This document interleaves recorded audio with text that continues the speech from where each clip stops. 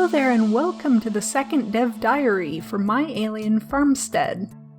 This is an indie PC game currently in early development being made by my husband and myself of Red Nebula Studios. My name's Sarah and I just wanted to show you what we've been working on.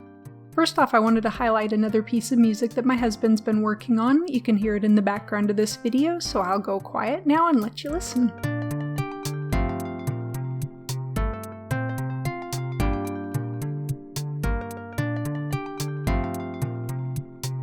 And as you can see from the screen, we've also now got some terrain to look at. I was having a lot of fun with Unity's terrain system and just playing around with it. You've got a nice open area where the actual gameplay will take place, and then a lot of nice scenery in the background.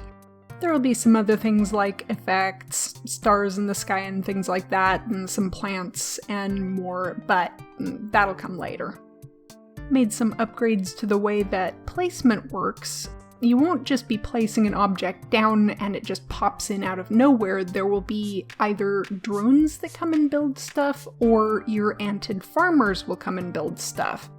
Right now I've only got the drones worked out, so they're just building everything. You can see that you place down a section where you want stuff to be built. Again, it shows you can't do anything there if something's already there.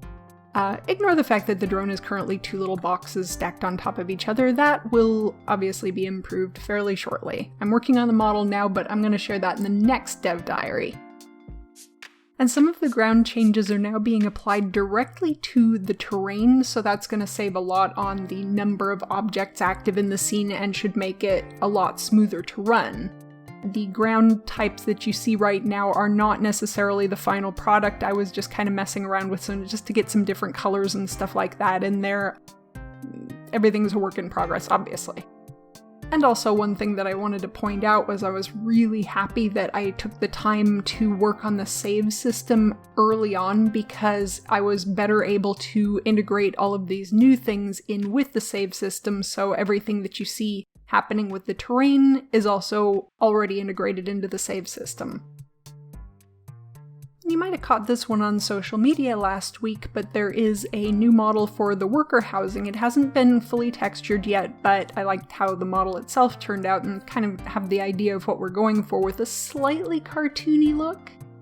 And when you go to place an object, again, same thing, it shows when you're allowed to place it and when you're not. I am aware that the red and green here might also be a problem for folks who are playing that might be colorblind, so I will be addressing that before the game's release. Right now it's just there for my own reference.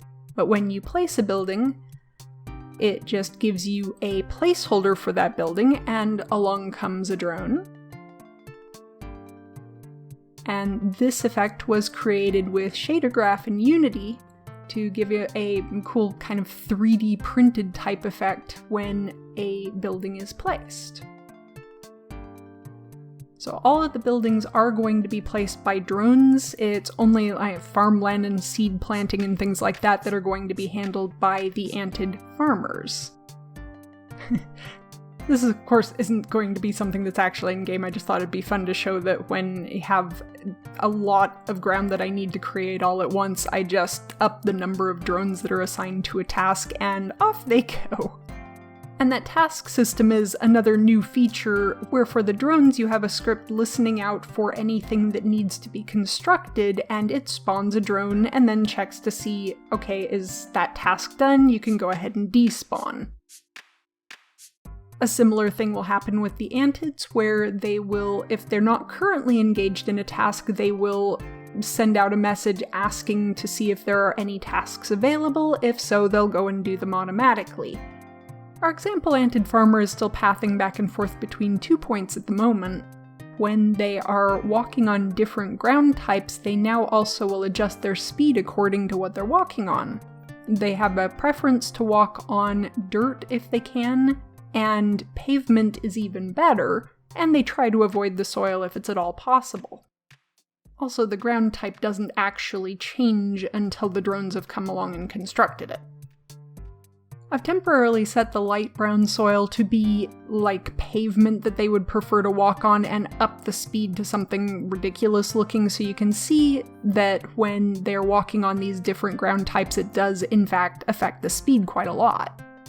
The effect that'll actually be in the game will obviously be a bit subtler than that. And one last thing to show for this diary is the plant growth system, or at least the rudimentary beginnings of the plant growth system. I created this model for one of our plant types, one of the less active ones. It goes through multiple stages during its growth. Once it hits its mature stage, then it will either be ready to harvest or it might still be growing fruit depending on what kind of plant that it is. Eventually the plant will enter an old stage, and then it'll die.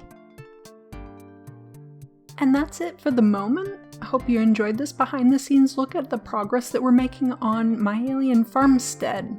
If you'd like to follow along, please feel free to subscribe on YouTube, follow us on Facebook or Twitter, or if you like where this project is going and you'd like to see advanced updates and more, then check out our Patreon. A huge thank you to our current patrons. Well, that's all for now. I'll see you in the next update. Bye!